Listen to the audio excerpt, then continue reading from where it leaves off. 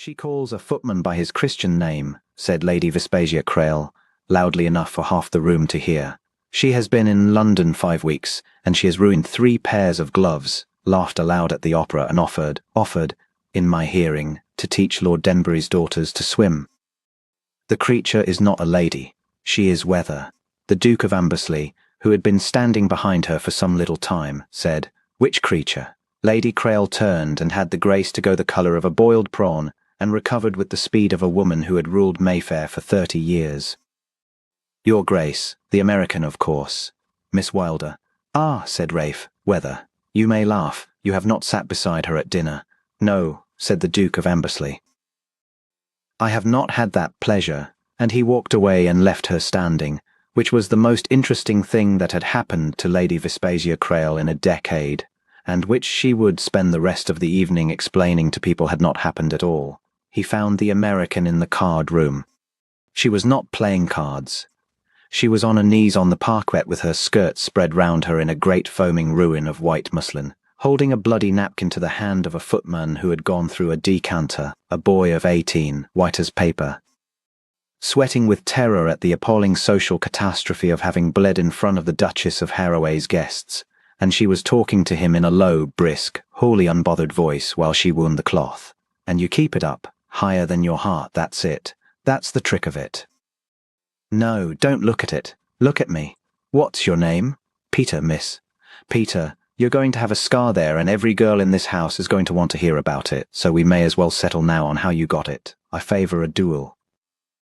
The boy laughed, a wet, cracked, astonished laugh, and Rafe, standing in the doorway of the card room of the greatest house in Grosvenor Square, felt something move in his chest that had not moved in a very long time.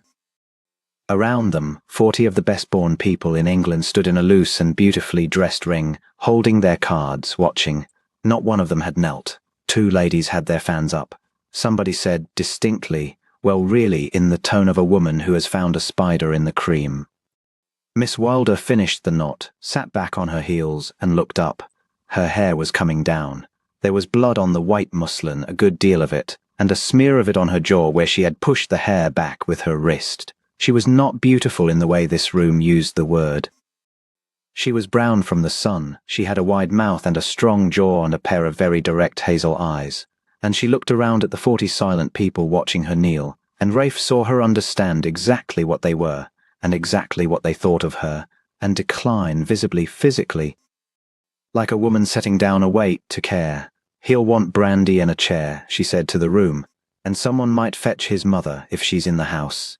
"Housekeeper, is she? I thought so." "He has her chin." Nobody moved. "He is going to bleed on the Duchess's floor," said Miss Wilder patiently, "whether or not we are all very well bred about it." Rafe crossed the room. He took the boy under one arm and got him standing, and jerked his head at the 2 nearest gentlemen, who came unstuck at last and took the weight, and he said without raising his voice, "Get him to the housekeeper's room. Tell her the Duke of Ambersley says he is to have the fortnight on full wages and no talk of the decanter." The card room emptied itself of its emergency with tremendous relief. Miss Wilder was still on the floor. Rafe put out his hand. She looked at it for a moment. Then she took it and came up in motion, light as a cat, and stood in front of him with her ruined skirts and her blood-smeared jaw and her hair down her back, and said, "You're a duke, then." "I am." "You look like a thunderstorm with a valet. So my grandmother tells me." Well, Corinne Wilder wiped her hands on the wreck of her gown quite deliberately in front of the last of the departing company, and looked him full in the face. "I'm going to be spoken of tomorrow, aren't I?" "You are going to be spoken of," said Rafe, "for a year. Because I knelt down." "Because you knelt down," he agreed, "and because you did not look round first to see whether it was permitted." She laughed then.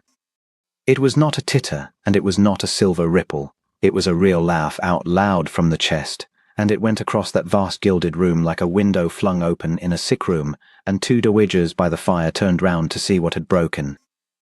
"Your Grace," said Miss Wilder, "I have been in your country 5 weeks, and you're the first person in it who has said a true thing to me."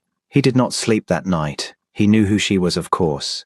All London knew who she was. Josiah Wilder of Baltimore, shipmaster, then shipowner, then owner of the yard that built the ships, had come to England in the spring with a fleet's worth of business, a fortune of vulgar and unmistakable size, and a niece he had raised since she was 9. London had opened its doors to him instantly, because London always did, and had spent the whole season laughing at both of them behind their backs. Rafe had heard it in every drawing room he entered.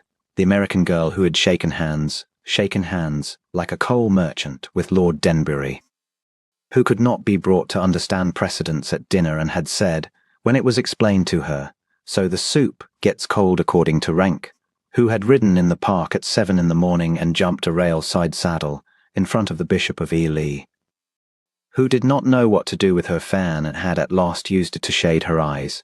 The ton had a name for her by Easter, the wild American. It was said with a laugh kindly enough, the way one speaks of a large friendly dog that has got into the house, and it was said when the doors were shut, without any kindness at all, and every hostess in London invited her, because Josiah Wilder's money was going to build somebody's railway. Rafe, Duke of Ambersley, 36 years old, master of 40,000 acres and 11 livings and a mausoleum full of ancestors who had all married exactly as they were told to, lay awake in the dark in Grosvenor Street and thought about a woman kneeling on a floor in a room where nobody knelt.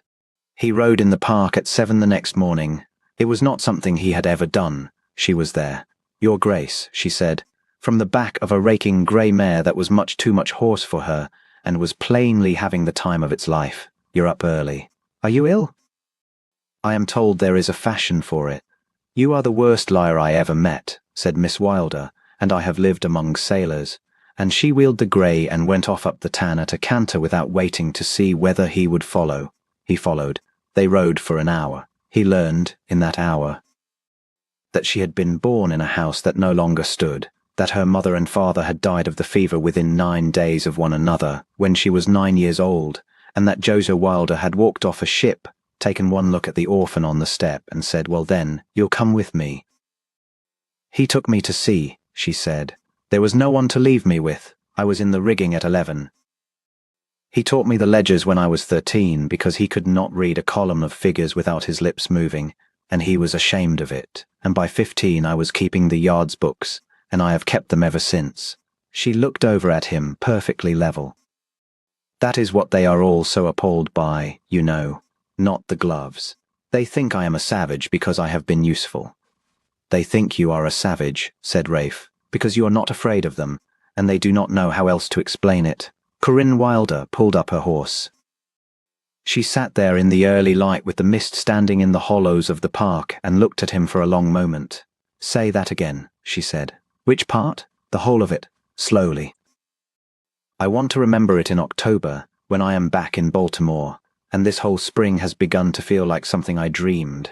Rafe held her eyes. "You are not afraid of them," he said. "There is not a duchess in England who could say that of herself. They have been frightened of one another since the cradle, of the seating plan, and the whisper, and the door that does not open. It is the whole of their education. And then you came, and you knelt down on the Duchess of Haraway's parquet in front of 40 of them and asked for brandy for a footman, and you did not look round to see whether it was permitted." He paused. "They will never forgive you for that, Miss Wilder. They will laugh at you all summer. And every one of them, in the small hours, will know exactly what they saw." The mist went on lying in the hollows. "Your Grace," said Corinne at last, and her voice was not quite steady, "I am going to say something rude, because it's my one accomplishment. By all means. Why are you being kind to me?" And Rafe, who had lain awake all night working out an answer that would be safe, found that he had no use for it whatever. "Because I have been at this business for 36 years, he said. "And last night, in that card room, I understood that I've been asleep for the whole of it. His grandmother sent for him within the week." The Dowager Duchess of Ambersley was 83 and had outlived a husband, 2 sons, and every one of her enemies, and she received him in the small parlour in Bruton Street with her stick across her knees like a musket.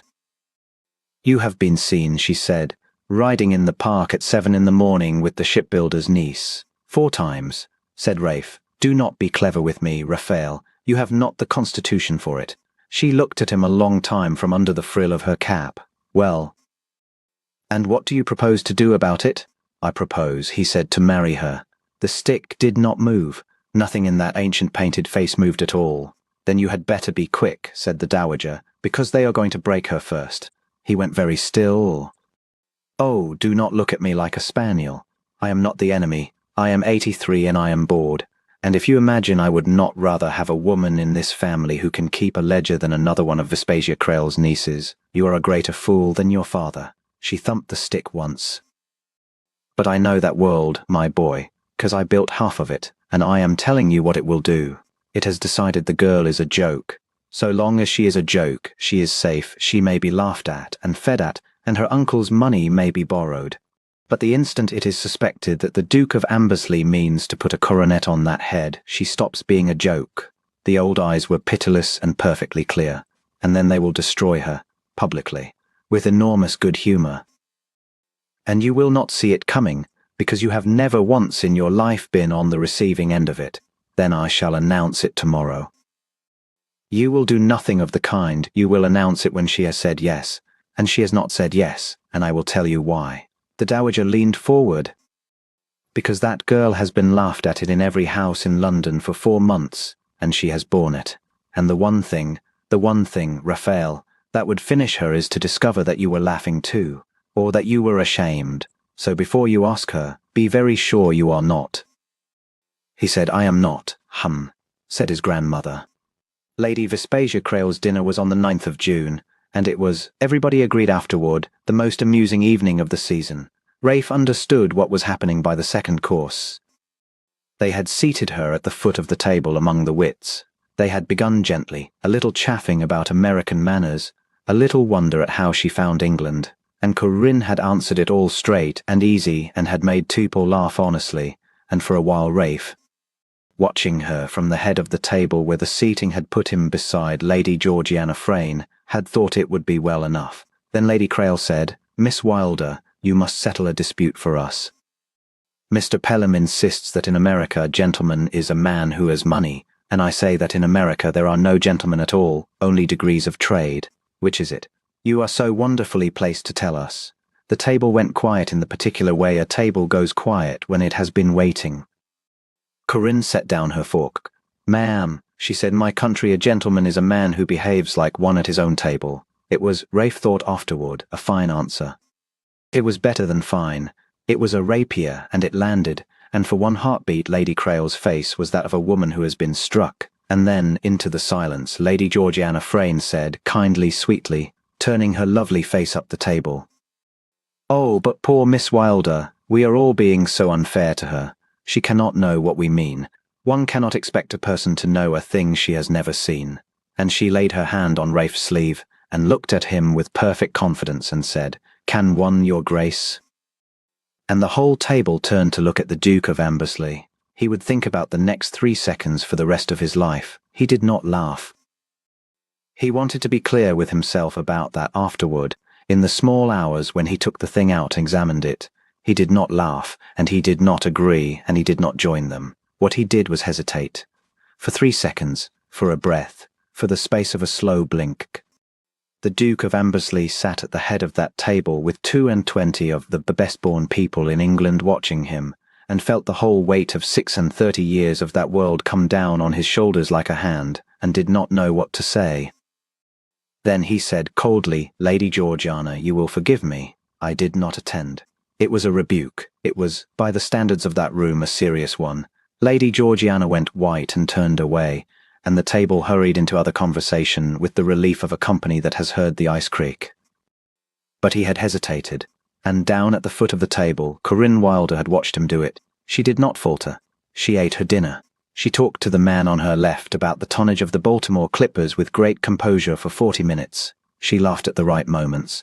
She was, for the rest of that evening, the most flawlessly behaved woman in the room, and Rafe sat and watched her be it. And it was the worst hour of his life. He caught her on the stairs at 11 o'clock. Corinne, your grace, Uncle's carriage had been called. She had her shawl over her arm and her chin was up, and she was not, at that moment, wild in the slightest. She was as smooth and cold and finished as any duchess in England, and it frightened him more than anything he had ever seen. Corinne, listen to me. There is nothing to listen to. She said it quite pleasantly. You did nothing. You said nothing. You were a perfect gentleman, and Lady Georgiana was corrected, and I am obliged to you." I hesitated. She stopped, one hand on the banister. "Yes," she said. "You did. For 3 seconds." "For 3 seconds," Corinne agreed. "And, Rafe, I have counted the beats of a swell to know when a ship will roll since I was 11 years old.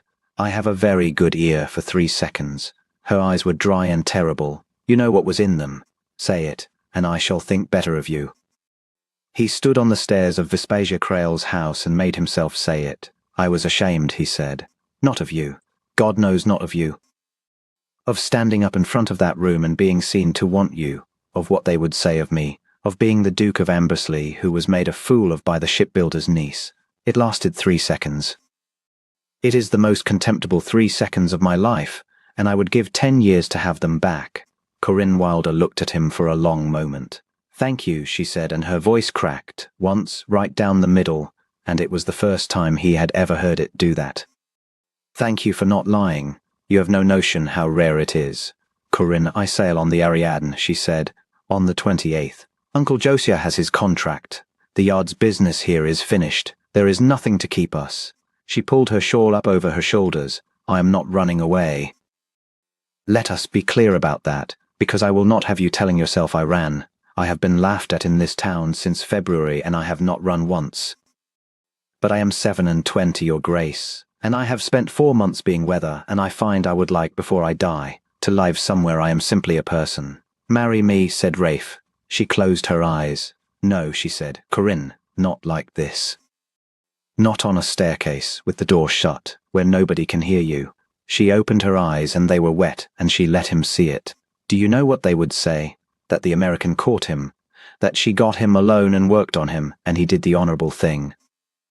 And you would spend your life defending me, and I would spend mine being defended, and there is not enough love in the world to survive that, Rafe. There isn't. I have thought about it every night for a month. Then tell me what to do." She was crying now, quite openly, and not wiping it away, and still her voice was steady. "I don't think there is anything to do," she said. "I think it is only a thing that cannot be had, and I think you are a good man who is going to marry Lady Georgiana Frayne, and be perfectly miserable, and be very kind to her, and I am going to go home and build ships." She reached up very quickly and put her hand flat against his cheek, and he felt the calluses on her palm from a lifetime of ropes and ledgers. "Goodbye, Your Grace." And she went down the stairs and out through Lady Creel's hall past the footman and did not look back. The Duke of Ambersley stood on the staircase for a long time. Then he went home and sat in the dark in his own library until 4 in the morning, and at 10 o'clock the next day he was in Bruton Street, hammering on his grandmother's door. The dowager received him in her dressing gown, which no one alive had ever seen. "Well," she said. "They are going to laugh at her," said Rafe, "whatever I do. If I marry her they will laugh at us both, for the rest of our lives. And she knows it, and she has refused me to spare me." "Yes," said his grandmother, "that is what she has done. Then what is left?" The old woman looked at him for a long, long moment, and something came into her withered face that he had not seen there since he was a boy, a kind of ferocious, ancient delight. "Sit down, Raphael," said the Dowager Duchess of Ambersley, "and listen to me very carefully. The Haraway Ball is on the 26th. Every soul in London will be in that room, including Vespasia Creel, who has not been given a set-down in 30 years and is due one." She thumped the stick. "You cannot stop them laughing, so you will not try. You will do something else instead, and you will do it in front of all of them. And if you have the nerve for it, my boy, they will not laugh at that girl again as long as she lives." The Duchess of Haraway's ball was the last great crush of the season, and by 10:30 on the 26th of June there were 600 people in that house, and not one of them was talking about anything but the Ariadne.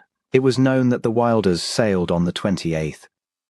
It was known that Miss Wilder would look in at Haraway House to take her leave, because the Duchess had been, in her lofty way, a friend to them. And it was known, everybody had it from somebody, that the Duke of Ambersley had made her an offer on a staircase and been refused, and the town found this so delicious that it could hardly eat. She refused him, Rafe heard at his own elbow twice. My dear, the ambition of it. To refuse a duke, so that everyone should say she had refused a duke. "The wild American," said somebody, laughing, throwing back ambersley. "What will she do for an encore?" declined the regent. He stood at the edge of the ballroom with his hands behind his back and let it go over him like rain. At 11:15, the doors at the head of the great stair opened, and the Duchess of Haraway's groom of the chambers, who had not been called upon to do it in 12 years and had gone slightly pale with the honour, struck the floor with his staff and announced, in a voice that reached the orchestra, "Her Grace the Dowager Duchess of Ambersley and Miss Corinne Wilder." 600 people turned round. They came in together. The Dowager first by half a step, in black velvet and every diamond the family possessed, upright as a mast with her stick in one hand and the other hand. This was the thing that went through that room like a fired charge, the other hand resting on the arm of the shipbuilder's niece. Corinne wore green silk, her hair was up badly. She was brown from the sun and her chin was high, and she was, Rafe saw with a lurch of pure terror, absolutely white under the tan, and she was walking into that room the way she had once climbed rigging, because it was in front of her and it had to be done. The Dowager Duchess of Ambersley had not entered a London ballroom since the death of her second son. Every woman in that house knew it. And she had come tonight, had put on the diamonds and the black velvet, and 83 years of unassailable rank, for one purpose, and she had brought that purpose in on her arm, and there was not a soul in the room who could pretend otherwise. The whispering stopped. 600 people simply did not know what to do. Rafe began to walk. The floor of Haraway House was 100 feet of polished oak, and it had been cleared for the opening dance, and it was empty, and he walked out into the middle of it alone with every eye in England on him. Lady Vespasia Crail stepped into his path. She did it beautifully, a little laugh, a hand on his sleeve, the manner of an old friend heading off a young man's folly. "Your Grace," she said, low and amused. "My dear boy, not here. Whatever you are about to do, not here. Think what will be said." Rafe looked down at her. "Madam," he said, "for 36 years I have thought of nothing else. Stand aside." He said it quite quietly. But the room was silent, and the room heard it, and Lady Vespasia Crail, who had ruled Mayfair for 30 years by never once being visibly refused anything, stood in the middle of the Duchess of Haraway's ballroom floor with her hand falling off his sleeve, and was seen by 600 people to step back. She never fully recovered it. Within 2 seasons, the parties she gave were the ones people went to before going somewhere better. But that was later, and Rafe never gave it a thought, 'cause he was already walking. He stopped in front of Corinne Wilder. Up close she was trembling. He could see it in the green silk. "Miss Wilder, Your Grace." Her voice was very low. "This is cruel. I am sailing in 2 days." "I know it. Then let me go. Please, let me go with something left." "In a moment," said Rafe, "I am going to ask you a question. And before I do, I want you to understand that whatever you answer, this room is going to hear the whole of what I say, because I have discovered that I am no longer willing to say anything to you behind a shut door." He turned then and faced the ballroom. "On the 4th of May, he said, and his voice, trained by 40,000 acres of tenants and a lifetime in the Lords, carried into every corner of that house. In the card room of this house, a footman put his hand through a decanter and cut it to the bone. There were 40 of us present. Some of you are in this room. I was among them, and I did nothing, and I stood in the door and watched. Nobody breathed. One person went to him," said the Duke of Ambersley. "One. She knelt down on the floor in her gown in front of all of us and stopped the bleeding, and asked the boy his name and made him laugh, and she asked us for brandy and a chair, and we stood and looked at her as though she had done something indecent." He paused. "His name is Peter. He is 19. He is in this house tonight, and he still has the use of his hand, and I did not know his name until she asked for it, and I have been ashamed of that every day since." The silence had a quality now that he had never heard in a ballroom in his life. "You have called her the wild American," he said. "I have heard it in every house in this town. You have laughed at her gloves and her horses and her uncle's ships, and the fact that she can read a ledger, which not one gentleman in this room can do. You have taken her uncle's money and eaten his dinners and gone home and made her a joke." He let that stand a moment. "It has been the most entertaining season anyone can remember. And it has been a disgrace, and I have been part of it, because I sat at a table at Lady Crail's on the 9th of June and I hesitated for 3 seconds, and I have not forgiven myself for it, and I do not intend to." He turned back to Corinne. She was standing very still, with tears going down her face, in the middle of the most fashionable ballroom in England, and the Duke of Ambersley, in a coat that had cost more than a farm labourer earned in 9 years, went down on one knee on the polished oak in front of 600 people.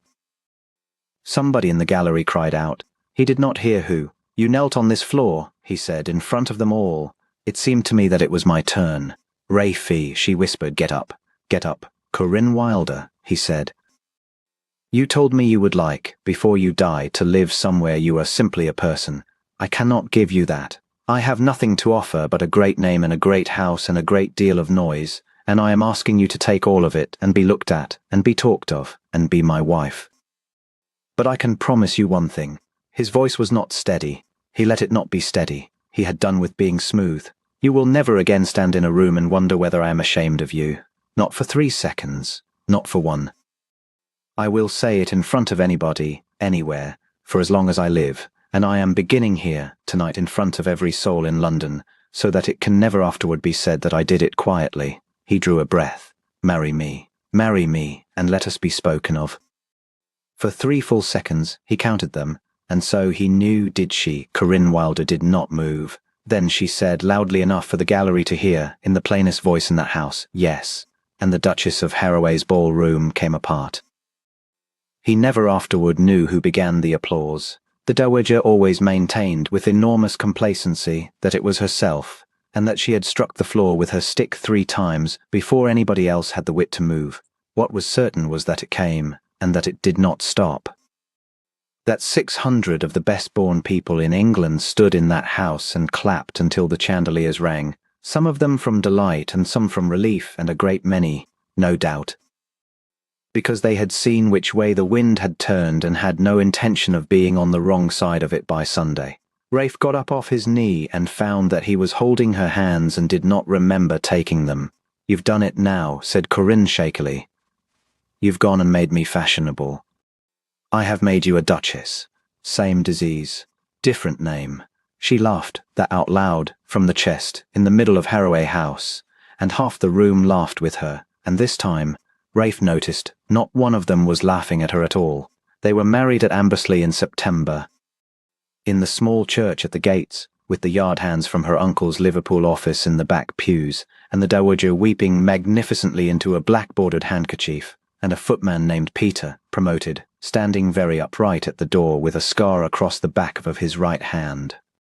The county was appalled, and then curious, and then, within a year, entirely conquered in the way of counties. She kept the estate books. She found £4,000 in the first winter that had been quietly leaking out of the Ambersley accounts since before Rafe was born, and told him so at breakfast in her nightgown, with ink on her fingers, and he laughed until he had to put down his cup. She learned the tenants' names, all of them, 311, and their wives' names, and which of them had a roof that let in the rain. She rode astride on the home farm and side-saddle to church, having decided that this was a fair division of the world's opinion, and she taught the vicar's daughters to swim in the lake, and the vicar, after a period of prayer, allowed it. London called her the Wild American for exactly 1 more season, and then, having no idea when the change had happened, stopped, and by the time she had been Duchess of Ambersley for 5 years, there was not a hostess in Mayfair who did not open her season by writing to her first. Lady Vespasia Crail wrote too, every year, and was answered every year with perfect civility, and was never once invited to Ambersley. On the evening of their 5th wedding day, Rafe came in from the fields at dusk and found his wife sitting on the front steps of his enormous house, in the last of the light, in a plain gown, with her shoes off and the ledgers open on her knees and a smear of ink on her jaw where she had pushed her hair back with her wrist. He stood in the drive and looked at her. "You are staring, Your Grace," she said, without looking up. "I am. They'd talk, you know," said Corinne, "if they could see you. A duke mooning at a woman in her stockings on a doorstep." Rafe came up the steps and sat down beside her on the cold stone in his riding coat, and took her ink-stained hand in his. "Then let them talk," said the Duke of Ambersley. "My dear love, let them talk."